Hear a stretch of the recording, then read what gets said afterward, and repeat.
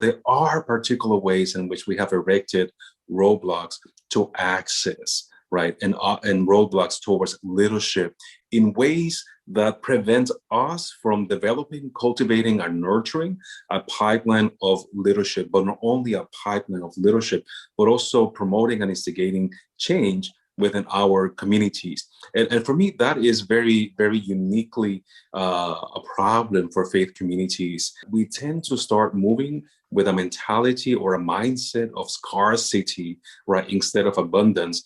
And what that develops very, very easily, right? We create a pipeline for access towards leadership. We create a particular pipeline of who is the person that we consider to be most capable to do certain things in our congregation, right? It could be playing a deacon role. It can be Sunday school, right? It could be leading worship. It can be many, many different ways. It could be an usher, right? It could be, you name it.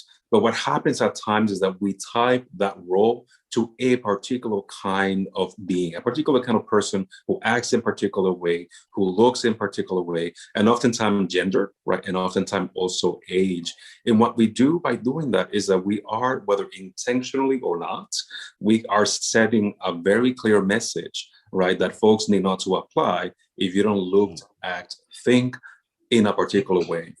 And furthermore, we also then do not create the pipelines of how do we cultivate the next generations of leaders, right? To be the deacons, to be the singers, to be the Sunday school teachers, right? To be the organizer, to be the door knocker, to be all the roles that are necessary for a community to thrive.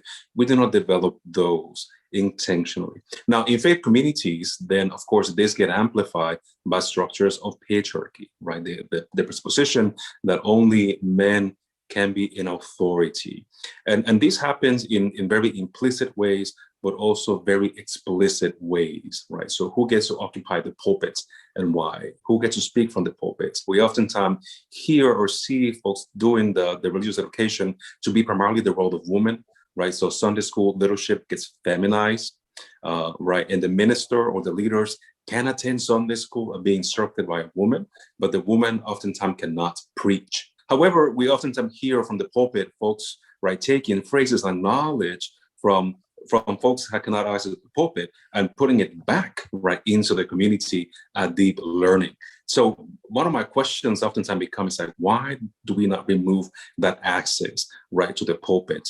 And in fact, it might look like just removing the actual pulpit, right, from a congregational setting. So we don't have that structure, right, in which only particular persons can stand. That could be metaphorically, right, and it can also be physically, right, removing that space and having our worship differently, right, thinking about that structure. I think one of the things that I want to point out in the patriarchal mindset is that it also becomes ossified in structures in which we do not allow youth, young adult, and children to lead into the space, right? And instead, we prevent them from participating until a particular time in their life when they're 16, 18, or 20 to be able to come into full participation in the congregational life.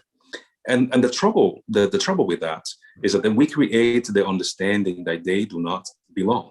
Their experiences, the ways of doing the world, right, the contributions are not valid or really accepted onto a particular time in their life when they can be full in participation. We are happy to bring them into the Youth Sunday, right, to do something. And oftentimes that becomes a very, for me, troubling show and tell, right? It's kind of the cutesy thing that we see our children doing, but we do not include them into participation fully, right? And I'm thinking, right, for those of us within the Judeo-Christian tradition, right, what does it mean to be baptized? And how does that bring us into a larger conversation of who is at the table? If we baptize children, right, or teenagers, right, we are telling them that they are part of the body of Christ. They're part of the fellowship. So that means that they also have the full responsibility of shaping, nurturing, right, being part of that community, instructing and being instructed as well. And it is important, therefore, I think, to live into the fullness of what the expansive kingdom, right, of God could look like, for us to be very, very intentional, right, about removing those barriers of access.